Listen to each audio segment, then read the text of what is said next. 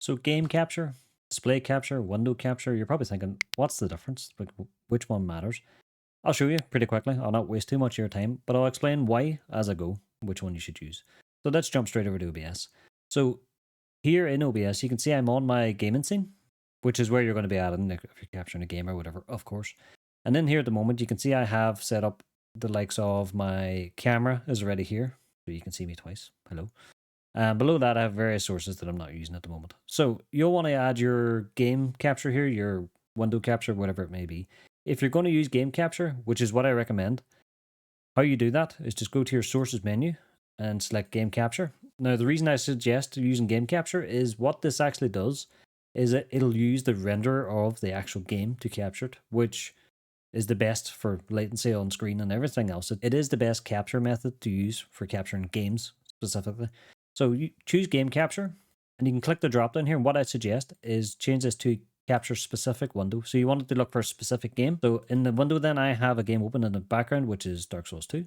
And there we go. So if we click OK here, you can see my camera has disappeared. So if you're seeing this and you're not sure why, you can come here to the source and just click the up arrow.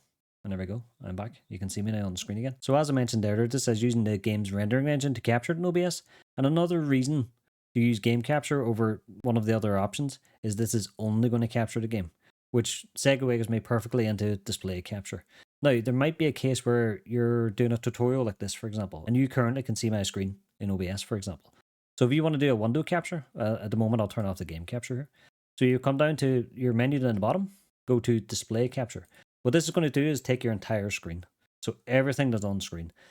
And what I alluded to earlier was be careful with this. So this is great for just capturing the full screen, not a specific application, yes. But the downside is you could very easily dox yourself or show something that you don't want to show on stream. Keep that in mind.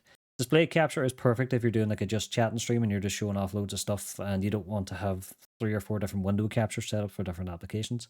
It's great like that. I use it in some of my scenes, for example, as well. But for gaming, I use game capture because it's just less hassle. So in here, the capture method, you can leave as automatic. You do have 2 options. Automatic's perfect. That'll work. And then you want to select the display to capture. Now, for me, I'll select, this is my portrait display. So you can see if I click OK here, it's a bit weird looking. But this monitor here is portrait, not landscape. That's why. But as you can see, it's capturing the whole screen. So you can see everything that's on that other screen of mine right now. So if I had something up there, like I was logged into my bank for some reason while I'm streaming, which would be a stupid thing to do, you would see it. So that's the downside. However, window capture is what I would suggest for anything that isn't a game. So anything that doesn't use a rendering engine. So for example, if we uncheck display capture here, come back down and go to window capture. And we'll just call it window capture. We're keeping our naming convention solid as a rock here. Just window capture, game capture, etc. So in the top drop-down window, it says select a window to capture. You can have as many window captures as you like. But for me, I usually just have, say, my music app, for example. So that's what we'll go with. You can see everything that I have open is showing up here on this drop-down. But if I come down to, there's my YouTube music app, for example. So we'll click OK on that.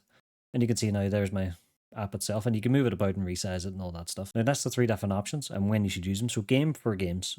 Display capture if you're doing tutorials. Window capture for anything else is my rule of thumb. Plus, the other reason for this is resources. One thing I would suggest is never in OBS have game capture, display capture, window capture, all that stuff, all in the same scene. It's quite resource heavy at times, which people don't realize. So your OBS could probably choke quite a bit if you have too many of these open. Usually you'll have different scenes for that though. In my OBS, personally, I have like a just chatting scene, which captures my browser, for example, or my full desktop if I want to switch. And I just enable the display capture or the window capture, depending on what I want to show. But that is basically it. So if you have any other questions, please do let me know. And we'll come back with more simple OBS tips in future. Thank you for watching. All the best.